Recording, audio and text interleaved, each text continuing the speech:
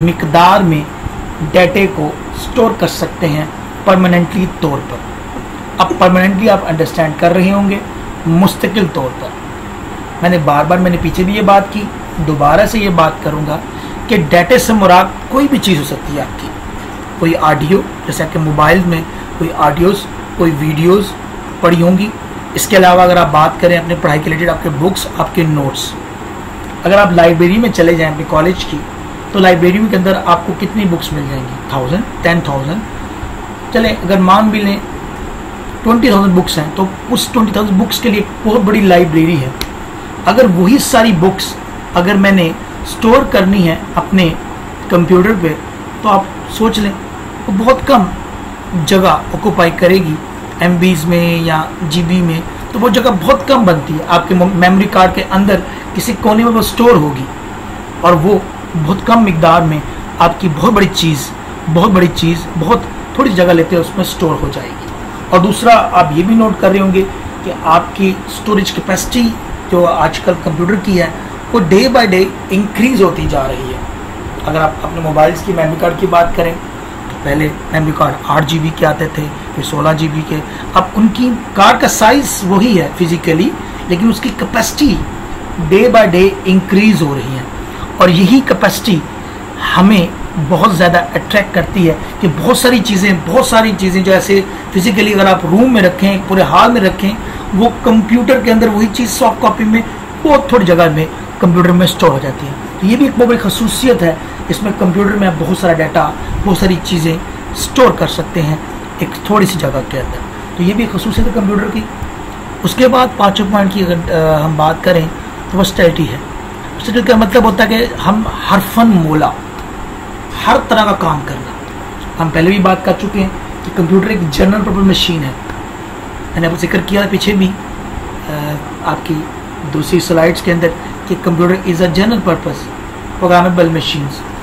तो जैसे कि आप जिक्र कर चुके हैं पहले कि आपके वॉशिंग मशीन, आपके फ़ैन, वो सिर्फ एक ख़ास काम के लिए बने जाते हैं और ख़ास लोग उसको ख़ास काम के लिए यूज़ कर रहे होते हैं। लेकिन कंप्यूटर को हर शख्स यूज़ कर रहा है, चाहे वो हॉस्पिटल में है, चाहे वो बैंक में है, चाहे ऑफिस में है, चाहे आप लोग खुद होम में घरों में यूज़ करते हैं, चाहे वो गेम्स खेलने के लिए, चाहे वो म्यूज़िक सुनने के लिए, चाहे वो मूवीज़ प्ले करने के लिए, या कोई इंटरनेट, कोई व्हाट्सएप, कोई फेसबुक, जो भी आप यूज़ करते हैं।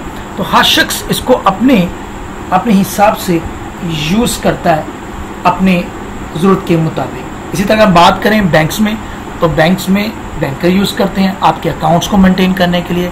इसी तरह अगर हम बात करें हॉस्पिटल्स में, तो हॉस्पिटल वाले यूज़ करते हैं पेशेंट्स के डाटा को स्टोर करने के लिए, उनकी मालूमात के लिए। तो सिमिलरली हर कोई यूज़ करता है, हर फन मौला है।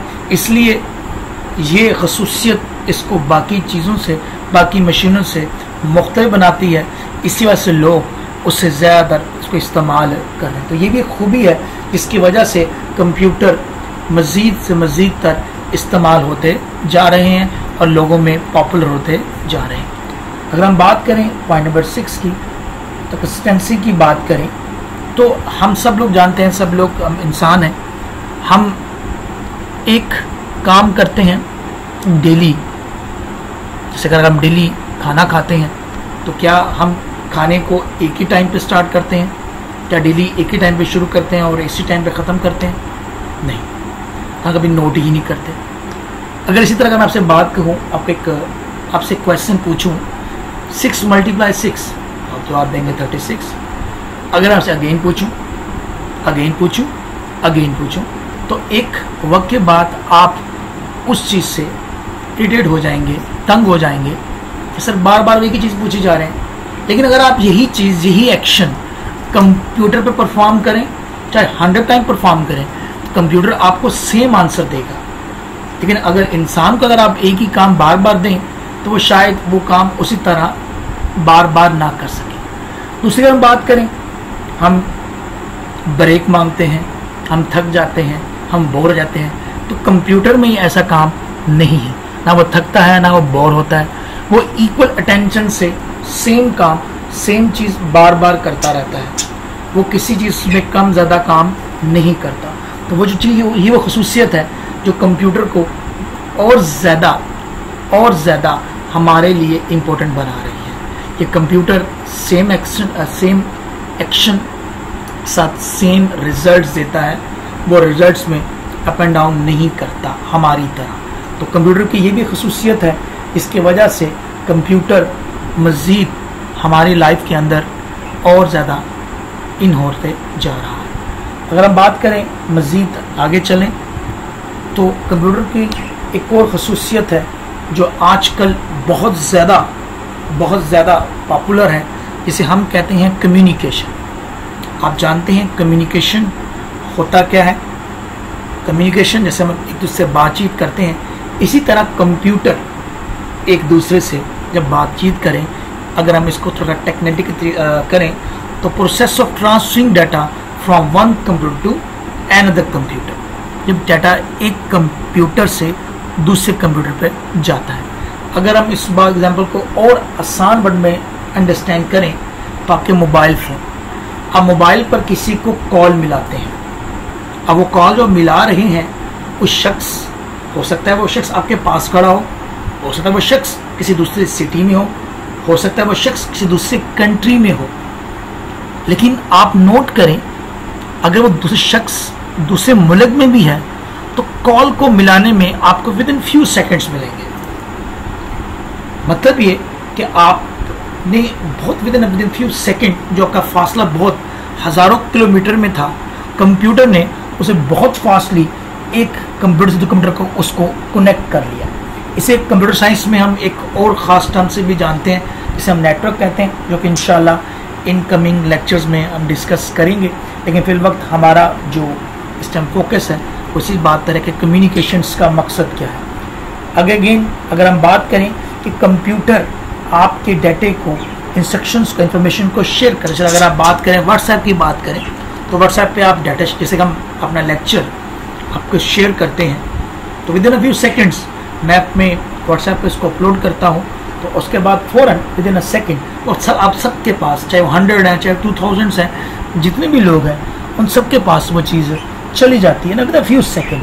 तो ये एक सबसे बड़ी अट्रैक्शन है जो कि कंप्यूटर के अंदर, कि कंप्यूटर आपका में ये सलाहियत है कि वो दूसरे कंप्यूटर से बहुत तेज़ली कम्युनिकेट करके आपके डाटे को और आपकी चीज़ों को एक जगह से दूसरी जगह मूव करता है। और इसी वजह से, इसी कम्युनिकेशन की वजह से, कंप्यूटर की कम्युनिकेशन की वजह से आज पूरी दुनिया आपस में जुड़ी हुई है, जिसे आप लोग इंटरनेट कहते हैं, कि उसकी मदद से हम एक दूसरे से कम्युनिकेट करते हैं, उससे रब्ता करते हैं बिकॉज ऑफ इंटरनेट। तो इंटरनेट भी डेफिनेटली कम्युनिकेशन की ही एग्जाम्पल है, इसकी मदद से हम डाटे को शेयर करते हैं एक दूसरे के साथ। तो ये भी दोस्तों कम्युनिकेशंस एक बहुत अहम पॉइंट है कंप्यूटर के अंदर, कंप्यूटर की कैरेक्टरिस्टिक्स के अंदर, कंप्यूटर को फेमस करने में।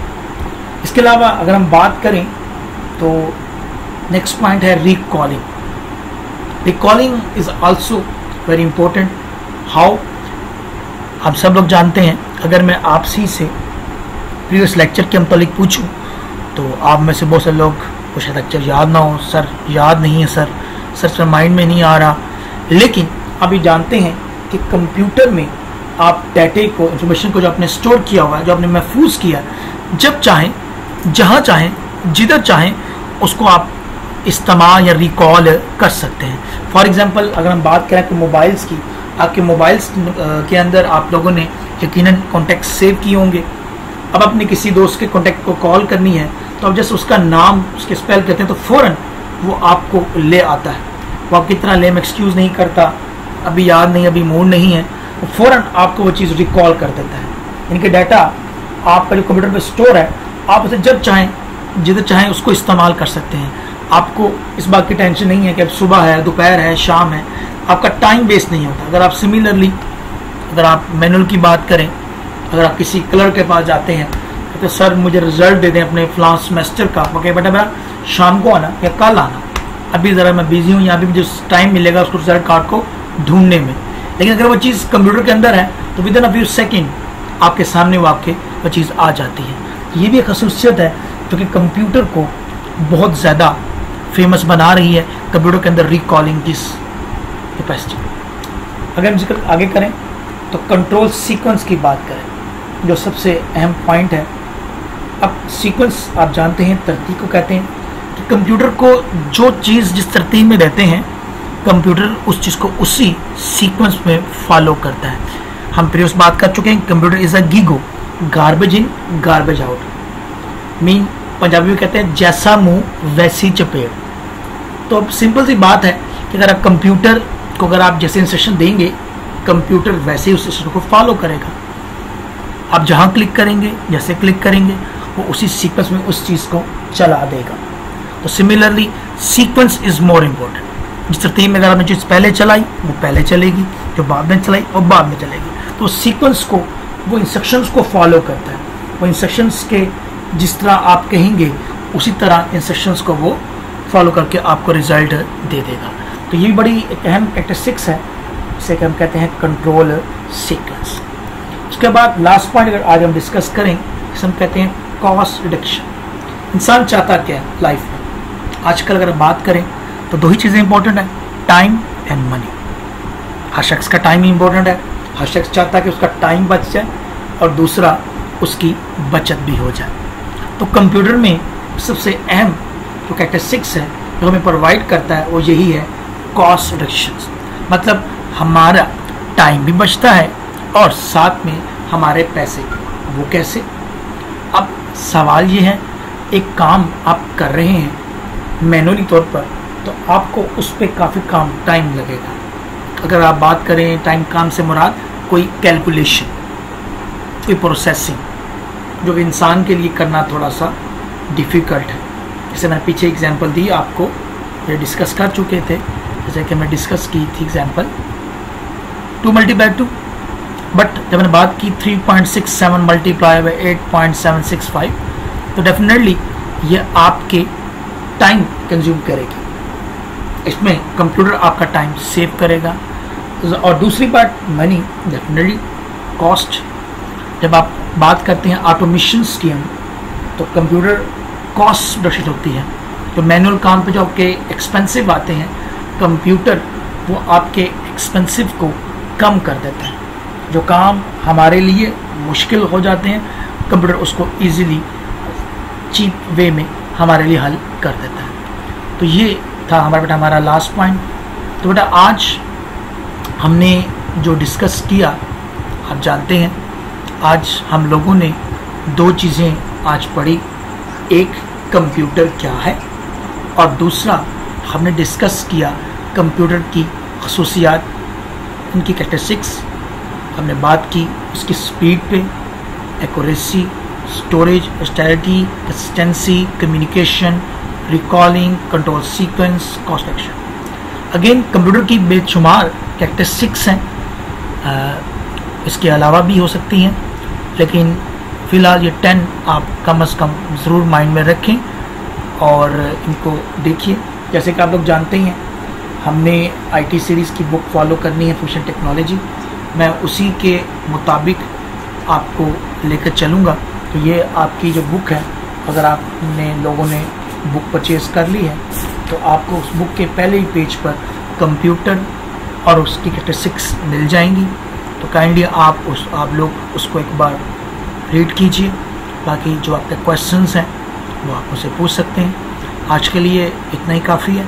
मज़ीद इंशाल्लाह हम नेक्स्ट लेक्चर में हम मज़ीद आगे कंप्यूटर की मुख्तलिफ़ चीज़ों को डिस्कस करेंगे। तो आज के लिए इतना काफ़ी है। शुक्रिया।